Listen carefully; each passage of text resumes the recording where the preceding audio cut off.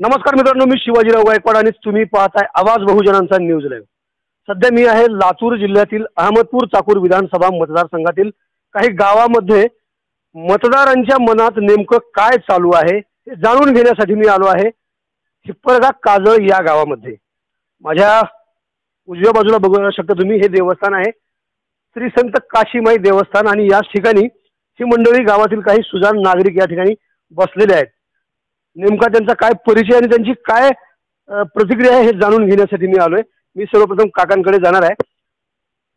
काका, काय सांगाल मागील 5 वर्षामध्ये जो विकास झालेला आहे तालुक्यामध्ये याबद्दल तुम्हाला काय सांगता येणार? की झालेला जी विकास आहे की आमच्यासाठी कसल्याच कोणत्याच कामाचा नाही। विकास झाला असेल तर ती शहरी भागामध्ये त्या विकासाचा आमचा कसलाच संबंध नाही, त्या विकासाचा कसलाच फायदा आमच्या पदरात पडायला नाही। मला एक सांगा, या तालुक्यात आता पुढे येणारं होणारं नेतृत्व जे आहे म्हणून कोणाकडे बघता तुम्ही, सक्षम नेतृत्व म्हणून? ह्या आता जी रिंगणामध्ये आहेत, जी इलेक्शनच्या प्रोसेसमध्ये आहेत ती त्याच्यापैकी एक बी आम्हाला योग्य वाटत नाही।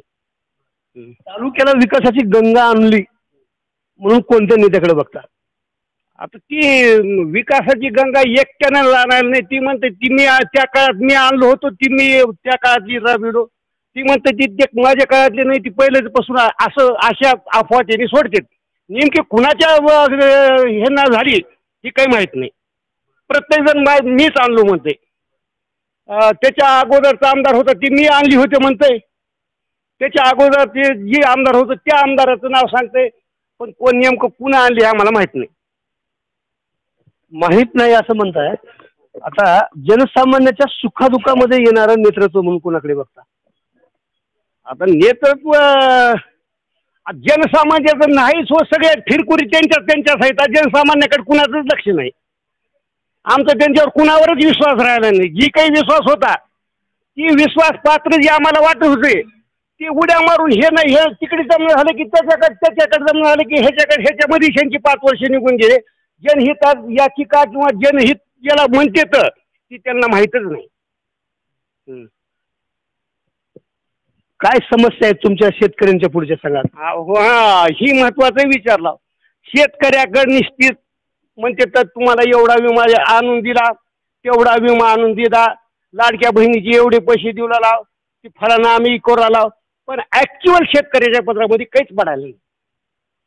मग तुमच्या समस्या सोडवणारा नेता म्हणून कोणाकडे बघता? कोणतरी नाव असेल नाही, तुम्ही नाव घेण्याचं टाळताय जाणीवपूर्वक, मला सुद्धा समजतंय, परंतु तुम्ही काय तुमच्यावर दडपण आहे असं मला वाटतं।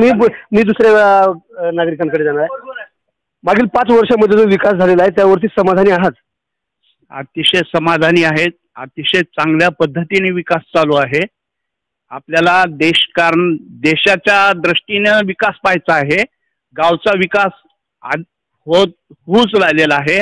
अनेक योजना लोकांपर्यंत येत आहेत, चांगल्या चांगल्या योजना सरकार राबवत आहे। सध्या जे आता जे सरकार आहे हे 3 फळीचं सरकार आहे, त्याच्यामुळं कुणाला काय मिळते कधी कुणाला काही मिळत नाही। शेतकऱ्याबाबत जरा निरुत्साही आहे असं मला वाटतं सरकार, पण योजना ह्या सार्वजनिक दृष्ट्या पाहिला तर देशामध्ये 70 वर्षामध्ये ज्या योजना झाल्या नाहीत तिथे सडका झालेल्या आहेत, मोठमोठे रस्ते झालेले आहेत। सध्या लाडकी बहीण योजना हा अतिशय चांगला उपक्रम आहे। शेतकऱ्यांना विमा मिळाला पाहिजे, शेतकऱ्यांना नुकसान भरपाई मिळाली पाहिजे। जे आता तुम्ही उल्लेख केला योजनेचा, माझी लाडकी बहीण, मुख्यमंत्र्यांनी ही जी योजना लागू केलेली आहे, या योजनेचा विधानसभेच्या मतदारावर काही परिणाम होणार आहे? कसा होणार आहे? हो, निश्चितच परिणाम होईल आणि तो सकारात्मक परिणाम होईल असं मला वाटतंय। विकासाची गंगा तुमच्या तालुक्याला आणून देणारा नेता म्हणून कोणाकडे बघता? सक्षम नेतृत्व? सध्याचं नेतृत्व हे आमचे बाबासाहेब पाटील यांच्याकडे आहे आणि त्यांनाच सहकार्य करणं आवश्यक आहे। पण इथं जर काही जर समाजामध्ये भेदभाव किंवा काही जर दुफळी निर्माण झाली तर मग तिसरं नेतृत्व इथे येण्याची शक्यता आहे आणि तिथं बंडखोरी होत जाईल। तालुक्यामध्ये निश्चितच बंडखोरीचं वातावरण आहे आणि बंडखोरी होईल असं निश्चित वाटतंय. आणखी एक महत्वाचा तुम्हाला प्रश्न विचारणार आहे. अहमदपूर तालुक्यातल्या जनतेने आज तागायत भाई किशनराव देशमुख यांना वगळून आतापर्यंतच्या कोणत्याही नेत्यांना दुसऱ्यांदा आमदार बनवलेलं नाही. परंतु आमदार बाबासाहेब पाटील जर दुसऱ्यांदा जर विधानसभेमध्ये जर उभे राहिले तर ते हे पूर्ण रेकॉर्ड जे आहे ते तोडू शकतील का? दुसऱ्यांदा लगातार आमदार होऊ शकतील का? यावेळेस त्यांना धोका आहे असं मला वाटतंय. पण बघू, जसं मराठा समाज मध्ये काही जर विभागणी झाली तर निश्चितच बाबासाहेब पाटील येतील किंवा काही मताचं एकत्रीकरण होऊन एक गठ्ठा मत जर पडले तर मग ते पडू शकतील. धन्यवाद सर तुमच्या प्रतिक्रियेबद्दल. आणखी काही माझ्यासोबत मतदार असणार आहेत. तरुण मतदार बंधूकडे मी जाणार आहे. सर नाव काय सांगता तुम्ही? रामेश्वर 9%. काय सांगायचं सध्याच्या परिस्थितीवर? राजकीय वातावरण चांगलंच तुम्हाला समजत असेल. कितीदा मतदान केलं तुम्ही आज? एक 3 वेळेस मतदान केले मी. 3 वेळेस म्हणजे 15 वर्षापासून तुम्ही राजकीय क्षेत्रामध्ये वावरत आहात. काय वाटते तालुक्याच्या विकासाच्या दरम्यान जर तुम्हाला जर बोलायचं तर काय सांगा? जनसामान्याचा विकास खुंटलेला आहे. जनसामान्याचा काहीच विकास नाही. शेतकऱ्याचे प्रश्न टांगणीला आहेत. कोण करू शकेल विकास? कोणाकडे बघता? आजी माझी हे विकास करू शकत नाही. ती प्रस्थापितांची झोप उडवणारे आता तालुक्याचं नेतृत्व नवीन चेहरा पाहिजे. पुन्हा एकदा माझ्यासोबत आणखी एक तरुण मतदार आहे. सर तुमचं नाव काय? विशाल 9%. काय सांगायचं नेमकं आता सध्याच्या स्थितीवर? तुमच्या गावातले नागरिक म्हणतात की विकास झाला नाही आणि ते आजी माझी करू सुद्धा शकणार नाही. तुमचं काय मत? विकास झाला नाही असं म्हणता येत नाही, पण गाव पातळीवर विकास नाही. पुन्हा बेरोजगार संख्या जास्त आहे. गाव पातळीवरील सुद्धा विकास कामे करण्याची धमक कोणत्या नेत्यामध्ये आहे असं वाटते? बाबासाहेब पाटील निश्चित करू शकतील. बाबासाहेब पाटील हे विकास करू शकतील गाव पातळीवर सुद्धा? करू शकतात. धन्यवाद. आणखी काही मतदार माझ्यासोबत असणार आहेत. भाऊ तुमचं नाव काय सांगा? मी हनुमंत पांचाळ. काय सध्याची स्थिती तुम्हाला काय वाटते की विकासाच्या मुद्द्यावरती आम्ही तुमच्याकडे आलो आहोत आणि जर तुम्ही जर बोललात तर नेमकी तुमच्या गावात काय समस्या आहे हे लोकांपर्यंत पोहोचणार आहे, नेत्यांपर्यंत पोहोचणार आहे. तुम्हाला काय वाटते राजकीय स्थितीवरती? सध्याची राजकीय स्थिती अशी झाली आहे, ज्या घरी खायला मिळेल त्या घरी आम्ही पाहुणे. नेमकं जे पहिल्यापासून जे काँग्रेस होते ती भाजप गेले, भाजप होते राष्ट्रवादी झाले, राष्ट्रवादी होते ती तुतारी झाली. त्याच्यामुळं हेच ह्यांच्याच घरी ह्यांचे स्थायिक राहिलं नसल्यामुळं कुठल्या नेत्यावर जनतेनं विश्वास टाकावा हाच जनते सद्यस्थिती संभ्रमाचा विषय आहे. दुसरा मुद्दा सांगायचा जर झाला, कुठलंही स्थिर सरकारनं ज्या काही योजना राबवल्यात गाव पातळीवर असतील तालुका पातळीवर असतील त्या योजना अंमलात किती आणल्यात हे बघणं महत्त्वाचं. काही गावावर निश्चित योजना चांगल्या झालेल्या आहेत, काही गावावर युद्ध पातळीवर आहेत, काही रखडल्या असतील. पण माझं एक सर्वसामान्य शेतकऱ्याचं असं मत आहे की सर्वसामान्य शेतकऱ्याला जेमतेम विमा असेल, अनुदान असेल, आज अनुदान 1 महिन्याखाली जाहीर केले सरकारनं, आणखी शेतकऱ्याला काहीच त्याचा मोबदला नाही. तर हे होते माझ्यासोबत हिप्परगा काजळ असं या गावाचं नाव आहे. येथील नागरिकांसोबत मी आल्यानंतर जनतेच्या मनात काय या मुद्द्यावरती बोलत असताना काही महिला भगिनी सुद्धा माझ्या सोबत आहेत. नेमक्या त्यांच्या काय प्रतिक्रिया असणार हे मी जाणून घेण्याचा प्रयत्न करणार आहे. काकू नाव काय तुमचं? मुद्रिकाबाई. बरोबर. वय किती आहे अंदाजे तुमचं? वय आता काय कळाले मला अंदाजे 60 वर्ष तुमचं म्हटलं. तुम्हाला 60 वर्षाची पगार चालू असेल? हो.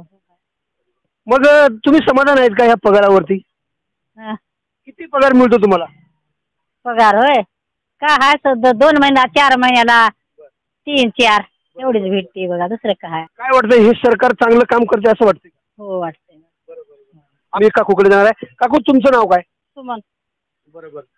मुख्यमंत्री माझी लाडकी बहीण योजना जी आहे कशी वाटली तुम्हाला? चांगली. त्याचा लाभ भेटला तुम्हाला? भेटला. किती जणांनी लाभ घेतला? आमच्या घरात मी एकटीच आहे. अजून काय सांगायचं सरकारला की लाडक्या बहिणी योजनेबद्दल? काही नाही काही नाही.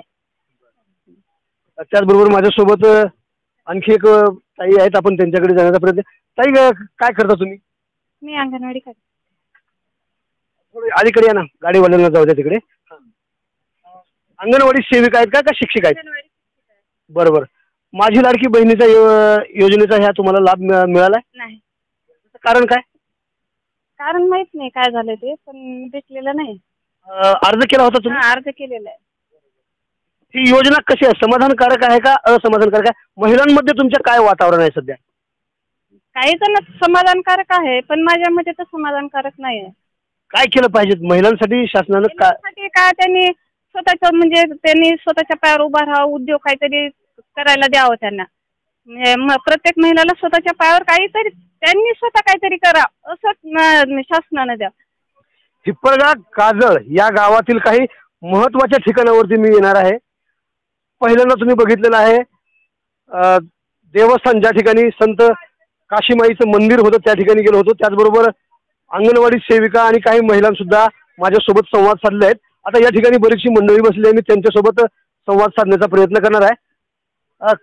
सर्वप्रथम मी काकाकडे जाणार आहे, दुकानदार आहेत त्यांच्याकडे जाणार आहे मी सर्वप्रथम. काका, नाव काय तुमचं? शेख इसाक. 5 वर्ष जो विकास झालाय त्याच्यावरती समाधान आहेत? आहे ना. कसा कोणता विकास झाला तुम्हाला काय सांगते? सांगता येत नाही, काही सांगता येत नाही तेवढं. बरं.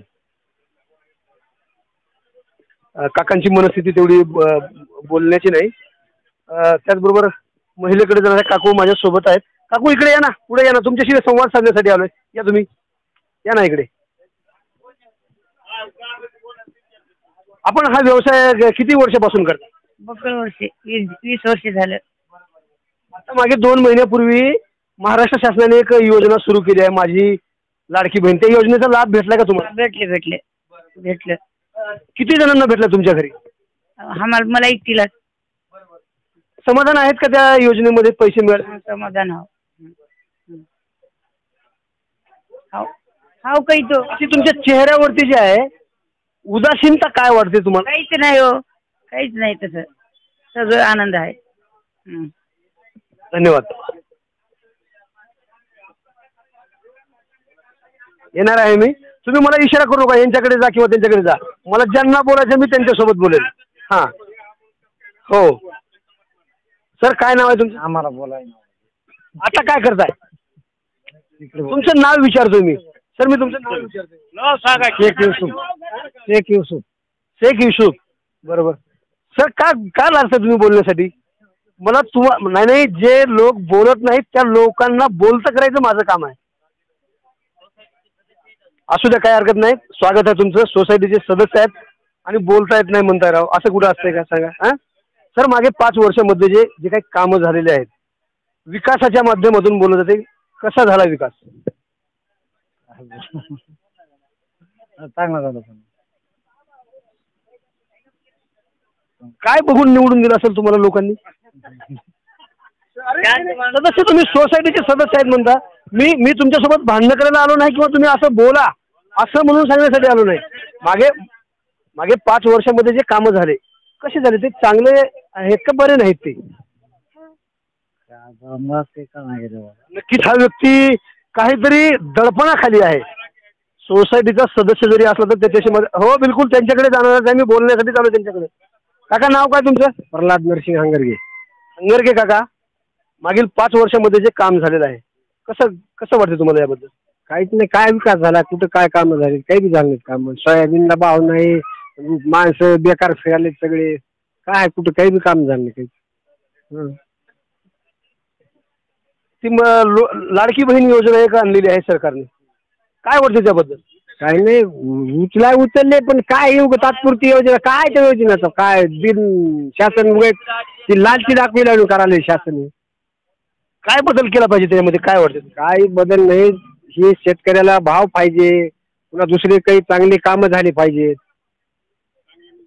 आणखी काही नागरिकांसोबत संवाद साधण्याचा मी प्रयत्न करणार आहे. सर, सर्वसामान्य जनतेच्या सुखदुःखामध्ये सहभागी होणारा नेता म्हणून कोणाकडे बघता? सर्वसामान्य. माझ्या दृष्टीने तर जो शेतकऱ्याचे प्रश्न सर्वात जास्त सॉल्व्ह करेल, कारण हा भारत देश शेतीवर आधारित आहे 90%. आणि त्याच्यासाठी जो काही तळमळीने काम करतो तो महाराष्ट्रामध्ये तर एकच आहे, शरद पवार. त्यांच्याकडे आम्ही बघतो. आणि हे जे सुद्धा महाराष्ट्रातलं गव्हर्नमेंट आहे फेसिल गव्हर्नमेंट आहे. त्यांच्यामध्ये आपसामध्ये काही एकी नाही आहे आणि आपण सतत भांडतात आणि आपलाच विकास त्यांनी स्वतःचा करून घेतात. म्हणजे पक्ष वेळोवेळी बदलणं किंवा एकमेकावर दोष आरोप करणं. दुसरा म्हणजे हा जे काही प्रश्न ज्वलंत प्रश्न आहेत आरक्षणाचा, तोही ते सॉल्व्ह करत नाहीत. धर्माधर्मामध्ये भांडणं लावणं आणि जातीमध्ये द्वेष पसरणं, ते हे ज्या त्यांच्या गोष्टी चालू आहे त्याच्यामुळे लोकांना इतका संभ्रम झालेला आहे की ते विकास म्हणजे का हा दूरच राहिला, प्रश्नच नाही. धन्यवाद सर. सर तुमचा परिचय मला सांगा अगोदर. मी सतीश प्रतापराव नवटके. काय वाटतंय तुमच्या गावामध्ये आल्यानंतर अनेक नागरिकांशी संवाद साधण्याचा मी प्रयत्न करतोय. बऱ्याच जणांचं वेगवेगळं मत येत आहे. तुम्हाला काय सांगायचं मागील 5 वर्षामध्ये जो विकास झाला आणि नाही या संदर्भात तुमची काय प्रतिक्रिया असणार? तसं बघायला 5 वर्षामध्ये भरपूर विकास झालेला आहे. एखादं उदाहरण द्याल सर? अहमदपूरमध्ये आता सध्या नगरपालिकेमध्ये गली बोळानं चांगले सिमेंट कॉन्क्रीटचे रस्ते झाले किंवा जिल्ह्याशी मध्ये अंतर्गत रस्ते भरपूर जिल्ह्याशी जोडणारी कामं झालीत. बरेच किटीवरचे उद्घाटन झाली आणि कामं चालना चालू पण झाले. मोठे आपल्या मन्या नदीवर जेवढे काही किटीवर आहेत ते भरपूर आणि पुन्हा नंतर चांगल्या पद्धतीने कामं झाली. त्यावर तहसीलची बिल्डिंग, पंचायत समितीची बिल्डिंग, पोलीस स्टेशनची बिल्डिंग आणि सगळे आधी ऑफिस याच्या जागी कशी येतील ह्या ध्येयानं ते नियोजन करून ह्या आमदार साहेबांनी चांगली बिल्डिंग आणि चांगलं काम केले. ते आता मागील 5 वर्षाचा कार्यकाळ विद्यमान आमदार साहेबांचा संपत आहे. लागलीच 2 महिन्यावर निवडणुका येऊन ठेपलेल्या आहेत. दुसऱ्यांदा जर संधी बाबासाहेब पाटलांना जर भेटली तर या तालुक्याचे रेकॉर्ड ते मोडतील असं वाटते का? कारण मागच्या कारकिर्दीमध्ये जर पाहिलं तर भाई किशनराव देशमुख यांना वगळून दुसऱ्या कोणत्याही व्यक्तीला अहमदपूर आणि चाकूरच्या सुजाण नागरिकांनी सलग दुसऱ्यांदा आमदार होण्याचा कुणालाही चान्स दिला नाही. परंतु बाबासाहेब पाटील जर उभे राहिले तर ते हे सगळं रेकॉर्ड मोडू शकतील असं तुम्हाला वाटतंय? 100%. कारण ह्या वेळेस 3000 कोटीचं बजेट त्यांनी आणलं आणि त्यांना जर डबल संधी दिली आणि ते एक निर्व्यसनी कुठे वेळ नाही घालणारे असे कर्तव्यदक्ष आमदार आहेत.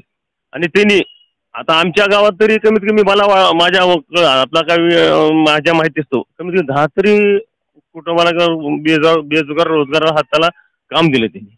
आणि आपल्या कारखान्याच्या माध्यमातून भरपूर असे कर्मचारी आणि गावचे तालुक्याचे लोक तिथं कामाला लागले आणि शेतकरी हा कॉन्फिडन्सली आज त्यांच्या कारखान्याच्यामुळं ऊस लावू शकतो. ठीक आहे, भावाच्या बाबतीमध्ये थोडं बहुत कमी जास्त लोक नाराजी आहे, पण त्यांचा आता आम्ही त्यांचे कार्यकर्ते, मी त्यांचा कार्यकर्ताच आहे.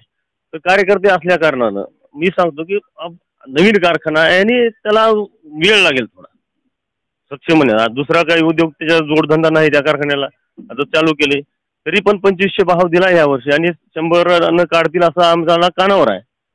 तरी त्या निमित्तानं एक हक्काचा कारखाना या तालुक्याचा म्हणून त्याच्याकडे बघितलं पाहिजे शेतकऱ्यांनी. आणि तालुक्याला विकासाची गंगा आणणारा नेता म्हणून कोणाकडे बघतो? साहजिकच बाबासाहेब पाटील, बाळासाहेब जाधव. त्यांच्या बाळासाहेब जाधव साहेबांनी कोपऱ्याचा डॅम त्यांनीच केलेला आहे. ही तांबडसंगीचे साठवण तलाव स्वतः सुभाटापून सर्वे करून त्यांनी मार्गी लागले. उगलेवाडी धरणी असं कोणतं तर विकासाच्या शिल्पकार आहेत. धन्यवाद सर. याच हिप्परगा काजळ नगरीचे प्रथम नागरिक अर्थात सरपंच रेड्डी साहेब सुद्धा माझ्या सोबत असणार आहेत. सर तुम्ही इकडून या म्हणजे आपल्याला व्यवस्थित कव्हर करता येईल. सर स्वागत आहे तुमचं सुद्धा आवाज बहुजनांचा न्यूज मध्ये. मागील 5 वर्षाचा जर कार्यकाळ जर बघितला तर त्या सगळ्या कार्यकाळाचा आढावा घेण्यासाठी मी तुमच्या आज गावात आलोय. काय तुमच्या प्रतिक्रिया असणार आहेत? कशाबद्दल? म्हणजे विकासाबद्दल सांगा. शासनाच्या योजना ज्या आहेत त्यावरती समाधान कितपत आहात तुम्ही हे सांगा. कसं आहे, हे विकास वगैरे आता आमदार साहेबांनी आणले, झालाय विकास, ठीक आहे. पण कृषीविषयक जे धोरण आहे सरकारचं ते फार चुकीचं आहे. शेतकरी आज कंगाल झालेला आहे. शेतीमालाला भाव नाहीत. आणि आज असं बघितलं तर जे कॅश क्रॉप म्हणून आपण सोयाबीनकडे वगैरे पाहतो सोयाबीन मातीमोल भावाने ज्याचं ते काढणी खर्च देखील परवडत नाही.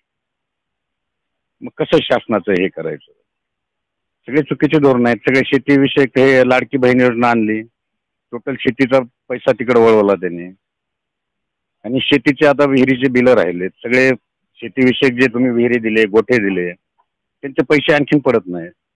शेतकऱ्याला पंचायत समितीला भरपूर उगाच पलट्या हे सिंचनाचं अनुदान. सर तुमच्याकडे आलो होतो, सरांना बोलू द्या ना.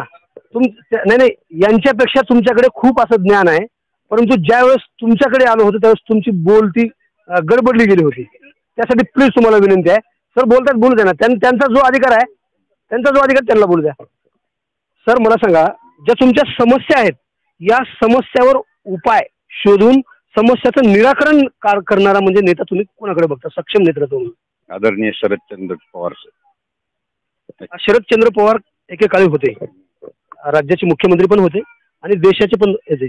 त्या काळामधला आणि या काळामधला फरक काय तुम्हाला सांगता येईल का? कारण शेतकऱ्यांच्याच विषयावर मुद्द्यावर बोलणार आहे मी तुम्हाला. कारण त्यांच्या काळामध्ये आणि आताच्या काळामध्ये कितीचा फरक झालेला आहे. समजा सोयाबीनला आता सध्या काय रेट आहे? सोयाबीनला 4,000 रुपये भाव आहे आता सध्या. आणि शरदचंद्र पवार साहेबांच्या काळात किती होता? आता त्यावेळेसचं जे मेंटेन म्हणजे यील्ड टोटल जे आपण आता पीक पेरणीपासून ते काढणीपर्यंत त्यावेळेस जे मेंटेनन्स होतं त्याच्यातला आता फरक डिफरन्स भरपूर झालेला आहे. आता एवढं मेंटेनन्स वाढलं की ते काढायला देखील परवडत नाही. पण त्यावेळेसचं त्यांचं आयात निर्यात धोरण जे होतं कृषी मंत्री असताना सर पवार साहेबांनी जे मुख्यमंत्री असताना त्यांनी बरोबर ते राबवलं होतं. मेंटेन म्हणजे हे ठेवलं होतं, बॅलन्सिंग ठेवलं होतं. खूप खूप धन्यवाद सर. सर तुमचा परिचय अगोदर सांगा. गजानन बापूराव कोतवार. काय सांगायचं आहे? तुम्ही या लोकांशी संवाद साधताना पूर्ण ऐकलेला आहे. आता तुम्हाला कोणताही प्रश्न विचारावं असं मला वाटत नाही, परंतु तुमची प्रतिक्रिया काय असणार आहे हे सगळं ऐकून? प्रतिक्रिया म्हणलं तर साहेब तुम्हाला सांगतो की सरकार बदल झाल्यापासून शेतकरी आता तर मालाला फार किंमतच राहिली नाही. आज मजूरदार इतका मागतोय की त्या शेताला परवडण्यासारखं झालंय खर्चा. सोयाबीन उत्पन्न भाव पूर्ण घटला. लाडकी योजना आणली, शेतकऱ्याचं अनुदान महागायला घेतलं. तुम्हाला सांगतो उद्धव ठाकरेच्या काळात 11,000ला भाव गेला. आज भावात काय झालाय? 4,000. बॅग कितीला आणली आम्ही? 4,000ला. आज काढायला 5,000 मागायलेत एकरी. आज खत 3 फवारण्या आणि असं निसर्गानं केल्यानंतर शेतकरी काय आहे? आज जगाचा पोशिंदा शेतकरी आहे. आज सगळं शेतकऱ्यावर डिपेंड आहे. शेतीमालाला माल नाही, भाव नाही.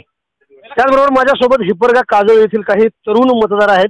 मी त्यांच्या प्रतिक्रिया जाणून घेण्याचा प्रयत्न करत आहे. सर काय नाव आहे तुमचं? प्रवीण बाबुराव जनापल्ले. मागील 5 वर्षामध्ये जो तालुक्यामध्ये विकास झालेला आहे समाधानकारक आहे का असमाधानकारक आहे? काय वाटतं तुम्हाला? छान आहे. नेमका कोणता विकास तुम्हाला आवडला हे सांगा. आता विकास म्हणल्याच्या नंतर शेतकरी भरभराटीला आला कारखान्याच्या माध्यमातून. मला सांगा, जो व्हायला पाहिजे होता तो विकास झालेला आहे का? झालेला आहे. आमच्या बाबतीत आम्ही ज्या दृष्टीने बघतो, शेतकरी जो म्हणजे आर्थिकदृष्ट्या सक्षम असला पाहिजे तो तर झालेला आहे. आणि वरच्यावर आता तळी वगैरे भरलेले आहेत. गेल्या वर्षी थोडंसं सालमान पाहता दुष्काळ सदृश्य परिस्थिती होती. आणखी इथून पुढे आणखीन भरभराटी येत राहील. आणि शेतकरी खरंच हरित क्रांतीच्या माध्यमातून म्हणा किंवा ऊस शेती ही ती त्याच्या माध्यमातून सुखी आणि समाधानी झालेला आहे. या तालुक्याला विकासाची गंगा आणणारा नेता म्हणून कोणाकडे बघता? बाबासाहेब पाटील. त्याचं कारण म्हणजे कारखान्याच्या माध्यमातून आमचा ऊस वेळेवर नेला जातो. आमच्या गावचे सतीश नोटके काका असतील, कुठल्या आमच्या समजा ऊस वेळेवर जात नसेल, काही असेल असल्या काही अडचणी असतील तर आम्ही यांच्याकडे बोलल्याच्या नंतर आमची कामं होत असतात.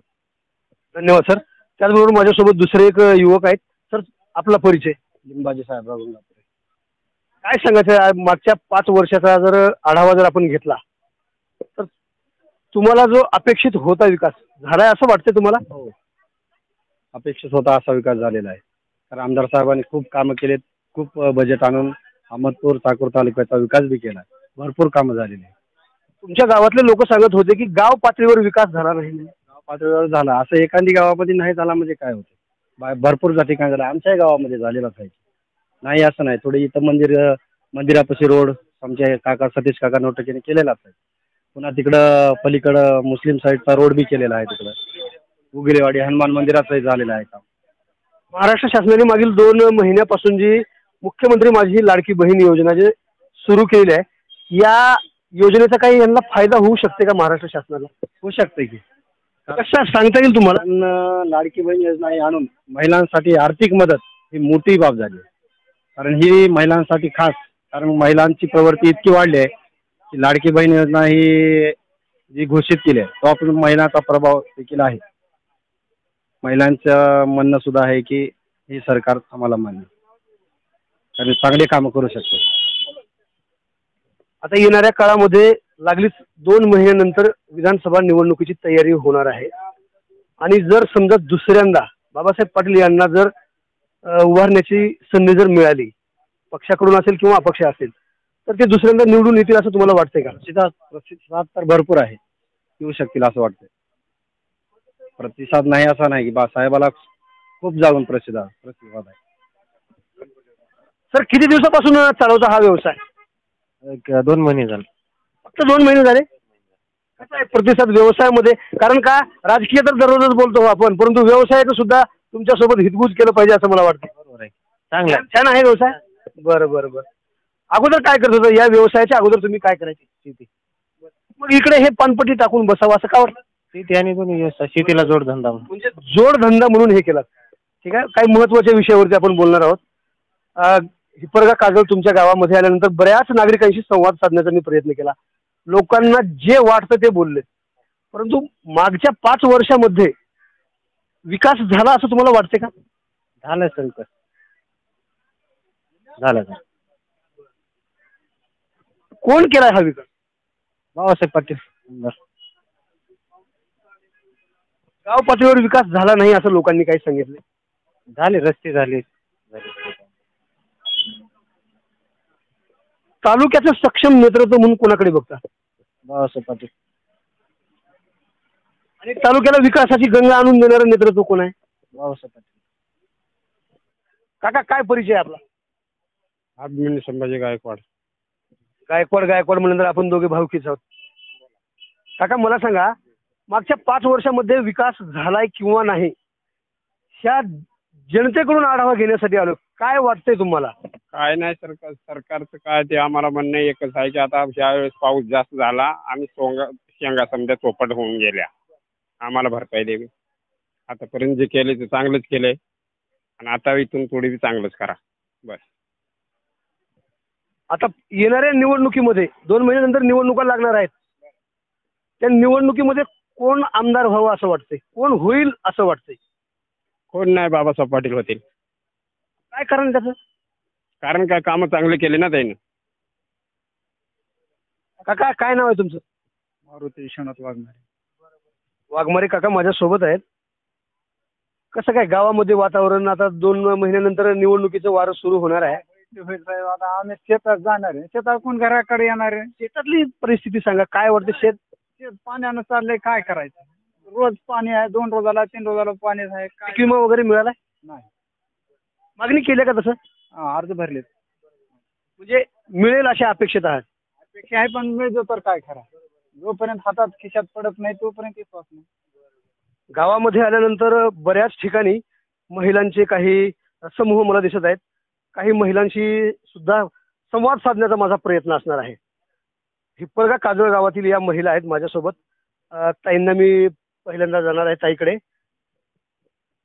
ताई नाव काय तुमचं? महादेवी हरी जाधव. ताई मला सांगा, मुख्यमंत्री माझी लाडकी बहीण ही योजना लागू केल्या मागील 2 महिन्यापासून सरकारने, याचा लाभ तुम्हाला भेटलाय का? नाही. काय कारण त्याचं आधार लिंक झालं नाही त्याच्यामुळे. म्हणजे त्या प्रतीक्षेत आहेत तुम्ही. बर, काकूकडे मी जाणार आहे. काकू या योजनेवरती समाधान आहेत का तुम्ही? आम्ही आहे, समाधान आहे. आम्हाला पडले. तुम्हाला किती पडले? 3000 पडले. 3000 पडले. तिला पडले तर तुमच्याकडे येणार आहे मी. तुम्हाला का पडले नाहीत असं काही सांगते? नाही की आता दिले तर आधार लिंक झाल्या म्हणलं. आधार लिंक झाल्या म्हणले तर पडले नाहीत. दुसरा टप्पा पडणार आहे, त्या टप्प्यामध्ये पडतील अशी अपेक्षित आहेत. पडले नाहीत अजून मला. काय वाटतं या सरकारने महिन्याला 1,500 रुपये प्रमाणे तुम्हाला दिलेले आहेत, काय तुमच्या भावना आहेत? आमच्या भावना त्याला मोरी करायचं, पुढे चालवायचं त्याला. आपल्याला दिलेत का नाही बहीण म्हणून त्याला आपण जे गाजवायचं त्याचा. म्हणजे याच्यावरती समाधान आहेत तुम्ही? त्याचबरोबर माझ्यासोबत आणखी काही महिला आहेत. ताई, तुम्हाला माझी लाडकी बहीण या योजनेचे पैसे मिळाले? भेटले. काय वाटतं या योजनेचे पैसे मिळाल्यामुळे? काही नाही, आनंद वाटतोय. काय सरकारला आणखी काय वेगळी मागणी करायची? वेगळी मागणी काही पण नाही आता.